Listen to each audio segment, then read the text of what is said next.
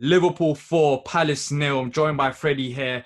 So it's a very disappointing result, of course, losing 4-0 to any team. But I thought the starting lineup, as soon as I saw it personally, I lost a bit of confidence.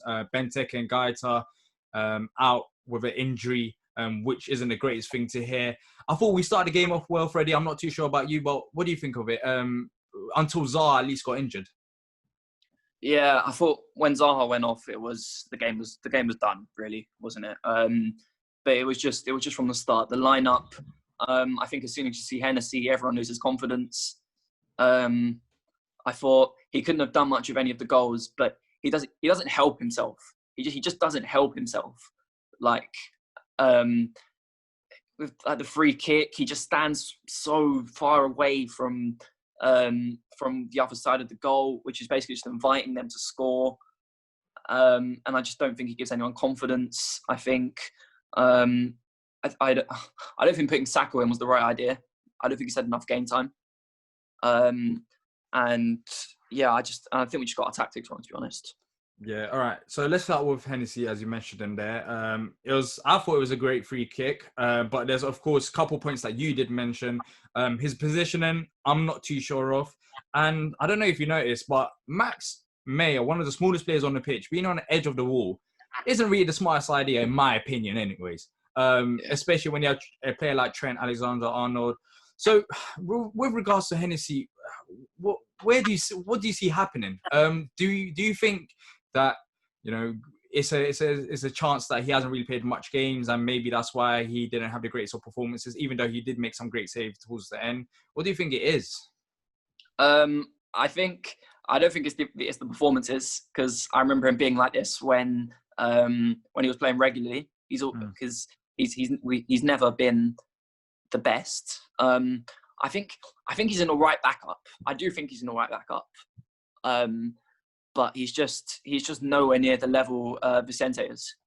And I think that's the problem. We've got so used to such a great goalkeeper, and now we've gone back to Hennessy, which is a big shame. But I think we should let him see out his contract, and then once it's done, definitely don't renew it.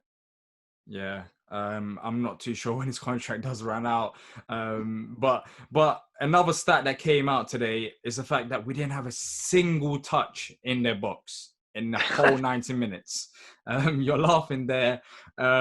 Max Meyer did come on for Wilfried Zaha. Of course, Wilf going out injured was a massive part to that, I think, because he's our main man going forward. But what do you think it was? Do you think it was Wilf going out, or do you think it's Benteke? We talked about Benteke against Bournemouth. Maybe because it was lofting the balls up there. Jordan Ayew isn't the biggest player, and he was clearly going to struggle against Van Dijk. Do you think if we had Benteke, it would have been a different kind of performance in terms of going forward? I don't know, because I think it had a lot to do with the tactics. Because the way we went out against Liverpool today, it was very similar to the way we went out against Chelsea at Stamford Bridge when we lost 2-0. We just sat back and we didn't really try and go for the game. But when we went up against Man City and when we went up against Arsenal, we actually tried to get something from the game. I didn't see any urgency. Even when, for the few minutes Zaha was on, we still didn't show any sort of urgency to get forward. And I think that had a lot to do with it. But obviously Zaha and Benteke's absence played a massive part. But if we did try push forward, there's always a chance that even when we was defending, as we were, Liverpool still all over us, if we had gaps in behind the defence, then possibly the scoreline could have been way worse than 4-0, maybe 5 or 6. That's how I see it.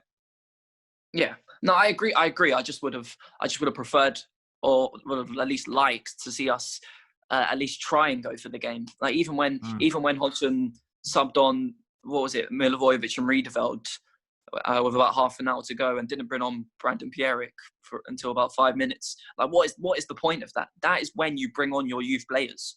That's something I don't understand. Yeah, I think we should.